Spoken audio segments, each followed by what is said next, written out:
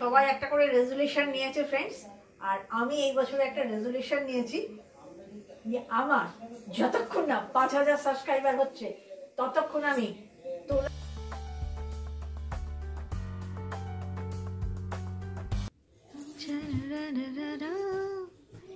বুধবারের ভোর, নট ভোর সকাল 7টা।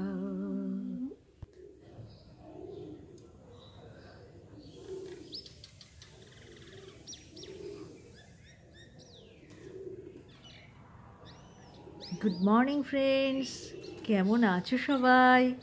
আশা করি সবাই খুব ভালো আছো। এই দেখো শেষ সারাজি বসে পড়েছে আমার ধুয়ে বেছে রাখা মেথি শাক নিয়ে। কাটতে তো শেষ সারাজিকেই হবে, আর দেখো কেমন কাটে। এই ছাড়ানো শাক কীরকম গুছিয়ে পাকড়ে ধরে ক্যাচা ক্যাচ ক্যাচা ক্যাচ করে কেটে ফেলে। একটা মাত্র ছুরি ইউজ করে শেষ সারাজি এত সুন্দর সবজি কাটে, আমি তো অবাক হয়ে দেখি। এই হচ্ছে মেথি, এই হচ্ছে তার জোগাড় ফোড়নের, আর এই যে পালংটা আমি কেটেছি। শাকে পেঁয়াজ রসুন কাঁচা লঙ্কার সঙ্গে বেগুন গাজর শিম পড়বে, আর উচ্ছেটা আলাদা হবে। এই যে রসুন কুচি, পেঁয়াজ কুচি, লঙ্কা কুচি। সিএস চ্যাটার্জির ব্রেকফাস্ট।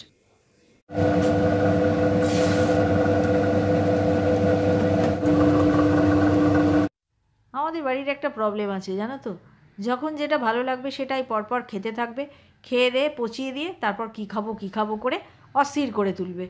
এখন হয়েছে ব্রেড অমলেট। নাও এবার ব্রেড অমলেট যতক্ষণ না পচবে ততক্ষণ অন্য খাবারে যাবে না মনে হচ্ছে।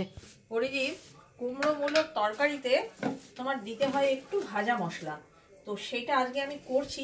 এটা আমি তোমার সঙ্গে আগে থেকেই শেয়ার করে দিলাম। আর তো বিশেষ কিছু লাগে না, একটু ঘি আর এই মশলা আর 5 ফোড়ন, শুকনো লঙ্কা, তেজপাতা, কাঁচা লঙ্কা, হিং, এই হচ্ছে। আর এইটা আগে থেকে বানিয়ে স্টোর করে রাখা যায় এবং অনেক সবজিতেই এই মশলা চলে।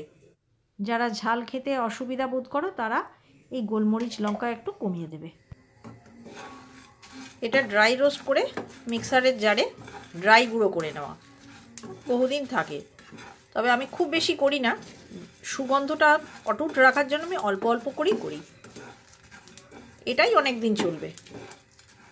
আবার এর ভেতরে মৌরি দিলে আর একটা আলাদা রকম গন্ধ আসে, যেটা আবার অন্য কিছুতে ইউজ করা যায়। এটা যেমন মুড়ি মশলাতেও বানাতেও এটা কাজে লাগে। আর ওই যে মৌরিটা দিয়ে ওটা আমার একটা আলাদা বানানো আছে, সেটা ঘুগনিতে ব্যবহার করলে খুব ভালো লাগে। মেন ইনগ্রেডিয়েন্টস গোটা ধনে, গোটা জিরে। খুব বেশি পোড়ানো হবে না, জাস্ট একটু লালচে হবে। গ্যাসটাকে অফ করে দিতে হবে, কারণ গরম তাওয়াতেই কিন্তু আবার ও খানিকটা, এই অবস্থায় আমি বন্ধ করে দেবো। তাওয়া গরম হয়ে গেছে, এর মধ্যেই ও আর একটু নিজেই খড়ে যাবে।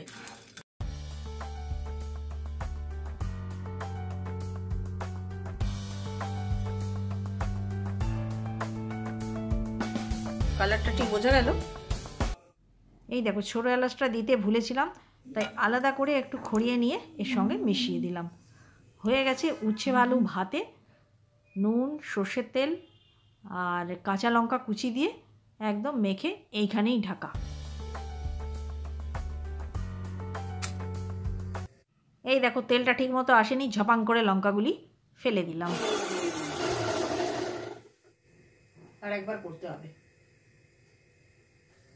এই লঙ্কা ভাজা দিয়ে শাক খাওয়া হবে।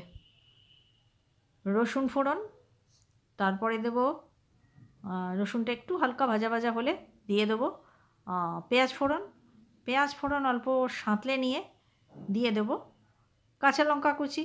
তারপর সেটাও একটু নেড়ে চেড়ে প্রথম দেব গাজর, কারণ গাজর তো একটু শক্ত, যেন গাজরটা সাঁতলে নিয়ে তারপর কি দিয়েছিলাম ফ্রেন্ডস মনে নেই, টমেটো দিয়েছিলাম না শিম বেগুন দিয়েছিলাম, সে তোমরা নিজেরাই দেখতে পাবে, আমার রানিং কমেন্ট্রি করার কোনো দরকার নেই। এই গাজর একটা এমন সবজি, দেখতে খুব সুন্দর, আর অন্য কিছুর সঙ্গে মেশালে ঠিক আছে, কিন্তু এটার শুধু তো কিছু রান্না করা যায় না, সেজন্য এতে তাতে মিশিয়ে আমি শেষ করি।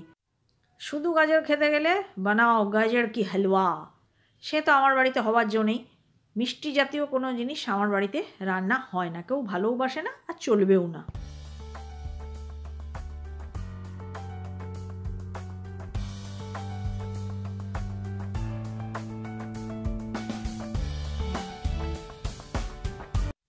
এই শাকটার জন্যই মেনলি আমি এই বড় কড়াইটা চাপিয়েছি, কারণ শাকটা পরিমাণে না অনেকটা বেশি আছে। প্রায় 3 দিনের শাক হবে মনে হচ্ছে মিলিয়ে ঝুলিয়ে। মেথি শাকটা দিয়ে দিলাম, একটু কমে যাক, তারপর দেবো পালংটা। আজকে পালং মেথি মিলিয়ে করছি। চলো, অনেকটা কমে গেছে, এবার আমি একটুখানি পালংটা অ্যাড করে দিই। এবার হুড় করে জল বেরোবে। ভাজা মশলা তো রেডি হয়ে গেছে, এবার ঢেলে নেওয়ার পালা। ঢালার সময় একটু কাগজে ঢেলে নিলে ছোট মুখওয়ালা কন্টেনারে ঢালতে সুবিধা হয়, তাই জন্য আমি টিস্যুর মধ্যে ঢেলে নিয়েছি, যাতে এরকমভাবে বেন্ড করলে মুখের মধ্যে গিয়ে ঠিক পড়ে। তাও খানিকটা ফেললাম, দেখো ভাগ্যে ন্যাপকিনটা পেতেছি না। ও এত ম্যাগি যে রয়েছে রাখা, 2-3 জায়গায় রাখা, আবার ম্যাগি। আরে আমি কপি কিনলাম, ম্যাগি ফ্রি বললো। ও তাহলে নেবো না? না, তাহলে ঠিক আছে, তাহলে ঠিক আছে। দেখো লেখাই আছে ম্যাগি ফ্রি, দেখি। হ্যাঁ দেখো, তাহলে ঠিক আছে। আমি ভাবছি এই এত বিগ বাস্কেট না অ্যামাজনের থেকে আনলে অর্ডার দিয়ে রাখার জায়গা নেই।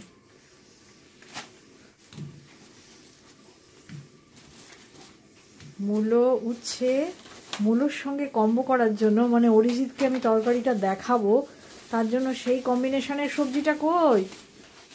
আসছে আসছে সব আছে।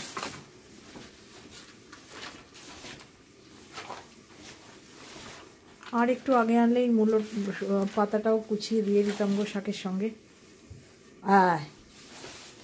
তাহলে অরিজিৎ, মূলো কুমড়ো এসে গেছে, আর যত তাড়াতাড়ি সম্ভব আমি তরকারিটা করে ফেলবো। আর আজকে ভাজা মশলাটাও করে নিলাম, সবজিটাও তোমাকে দেখিয়ে দিলাম। সব এরকম ছড়িয়ে পড়ে রইল ফ্রেন্ডস। কর্তা গিন্নি দুজনে মিলে একদম অপারেশন স্টার্ট করে দিয়েছি। মূলো পাতা ছেঁড়াছেড়ি করে ধুয়ে কুচিয়ে মিশিয়ে দেবো আজকের শাকের সঙ্গে। ময়লা নিয়ে তো চলে গেছে, সেটা নিয়ে নয়, মানে আমার শাকটাও তো আধা হরকে ফেলেছি। এবার এটাকে ইয়ে করে ব্লাঞ্চ করে তুমি কুচিয়ে দাও, তারপর ওটার সঙ্গে মিশিয়ে দেবো।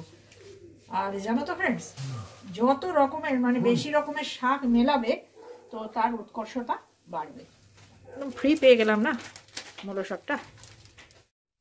ফ্রি কিছু পেলে বড় মিষ্টি লাগে, সেই আসলের চেয়ে সুদের দরদ বেশি বলে সেই রকম খানিকটা। আজ ফ্রেন্ডস একটা শিল্পকর্ম দেখাই, যেটা হচ্ছে কি মধুবন্তীর ক্লাস 7-এর, ম্যাক্সিমামটাই আমারই করা।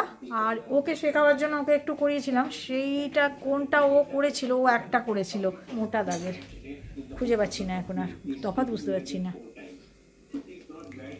কাল মতি পোলাও দেখিয়েছি, আজকে দেখিয়ে দিলাম মতি স্টিচ। এইটা বোধ হয় মধুবন্তীর করা, কে জানে। 4 কোণে 4টে প্যাটার্ন, আর মাঝে আর একটা অন্য প্যাটার্ন। কাজটা ম্যাক্সিমাম মানে নিডল ওয়ার্কটা ম্যাক্সিমাম আমার হলেও ড্রয়িংটা কিন্তু পুরোটাই ওর। ও তখন ক্লাস 7-এ পড়তো।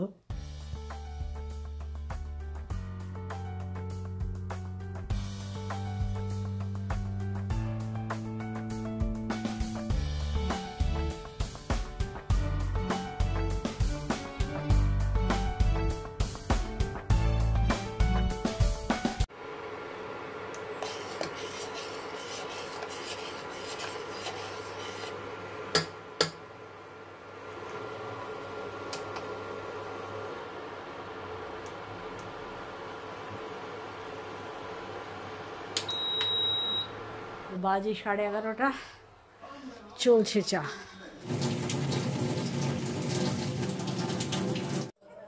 রান্না চলছে, কিন্তু রান্নার ঘরে দাঁড়িয়ে সময় নষ্ট করলে চলবে না, কারণ সময়টা অনেকটা এগিয়ে গেছে। ফ্লোর ফাঁকা করতে হবে, সিএস চ্যাটার্জি ধরবে ভ্যাকুয়াম।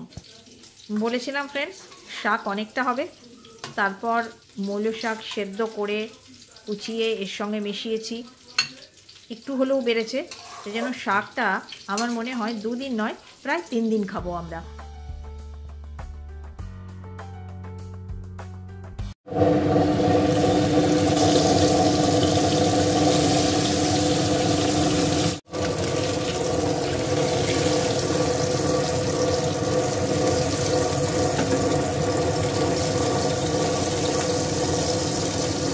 এইটুকু তেলে মাছি ছোলাবে, তাই করি। দিয়ে দাও একটু তেল দিয়ে দাও। তোমার আমার মনে লাগবে না, ওই জন্য নয়তো দিতাম না। এতেই হবে সুন্দর মাছ।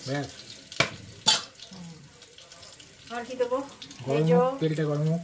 এই যে দেবো টমেটো আর কাঁচা লঙ্কা বেটেছি ভরপুর, দেবো হলুদ, দেবো নুন, আর দেবো এই যে লঙ্কা,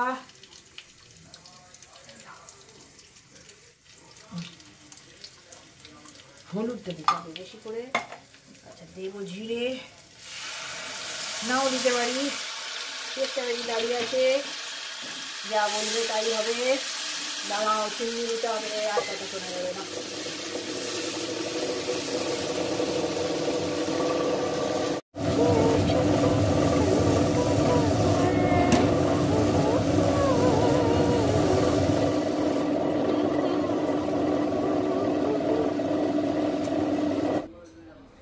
ব্যালকনির কাপড় তুলে তোমাদের হালকা আকাশ দেখিয়ে দিলাম।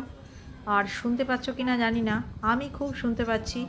এখানে বয়স্কদের রোদ পোহানোও চলছে আর আড্ডা চলছে, সেই আড্ডার আওয়াজ কানে আসছে।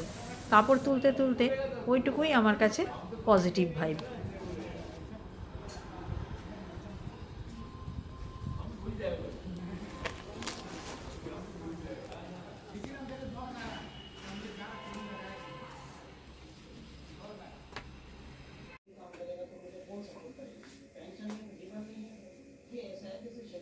সবাই একটা করে রেজুলেশন নিয়েছে ফ্রেন্ডস, আর আমি এই বছরে একটা রেজুলেশন নিয়েছি যে আমার যতক্ষণ না 5,000 সাবস্ক্রাইবার হচ্ছে ততক্ষণ আমি তোলা বাসনগুলো বার করে খাবার ঢালবো না। এই যা প্রতিদিনের নিয়ত বাসনপত্র আছে, নো ফ্যান্সি, ওইগুলোতেই ঢেলে ঢুলে তোমাদের দেখাবো। তাই জন্য তোমাদের দায়িত্ব আমার সাবস্ক্রাইবার বাড়িয়ে দেওয়া, যারা অলরেডি আমাকে সাবস্ক্রাইব করেছো। Okay friends, just joking friends. Resolution বলে কথাটা বোধহয় আমার ডিকশনারিতে নেই। মজাই করলাম বন্ধুরা। এই প্রতিদিনের রেগুলারের ঘরোয়া কাজকর্ম দেখতে কতজন আর দেখবে, কার আর ভালো লাগবে। তবে বৃহস্পতিবার তোমাদের নিয়ে যাব আমি ইকো পার্ক। মাছ আর কালকে করেছিলাম রাত্রে, তোমাদের সঙ্গে শেয়ার করা হয়নি, চিকেন মধুবন্তির জন্য রাখা আছে, সেটাই ফুটিয়ে গরম করছি। 1:10 বাজে ফ্রেন্ডস। আজকের লাঞ্চ মেনুটা দেখিয়ে দিই। আজকের লাঞ্চ মেনুটা হচ্ছে উচ্ছে আলু ভাতে আর শাক, এই যে শাক, 3 মিশালি শাক, মূলো, পালং আর মেথি, 3টে মিশিয়ে গাজর শিম দিয়ে তোমাদের সঙ্গে নিয়েই করেছি। শাক, শাকের সঙ্গে লঙ্কা ভাজা, আর মধুবন্তির চিকেন, যেটা গতকাল রাতে করা ছিল, চিকেন, আর আমাদের মাছ। এই ছিল আজকের লাঞ্চ মেনু। তাহলে ফ্রেন্ডস, আজকের মতো ব্লগটা এখানেই শেষ করছি। সঙ্গে থেকো আগামী দিনে। আর যদি তোমাদের আমাদের ব্লগ ভালো লেগে থাকে, প্লিজ সাবস্ক্রাইব। Bye bye.